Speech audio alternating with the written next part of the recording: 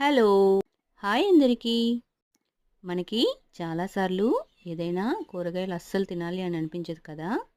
అలాగే ఒక్కోసారి చేయడానికి కూరగాయలు కూడా ఏమీ ఉండవు కదా! అలాంటప్పుడు చాలా ఈజీగా మనకి అసలు ఆకలే వేయకపోయినా కూడా ఖచ్చితంగా తినేస్తాము. అలా చేసుకునేదే ఈ కారంతో అన్నం. చాలా ఈజీగా ప్రిపేర్ చేసేసుకోవచ్చు దీన్ని.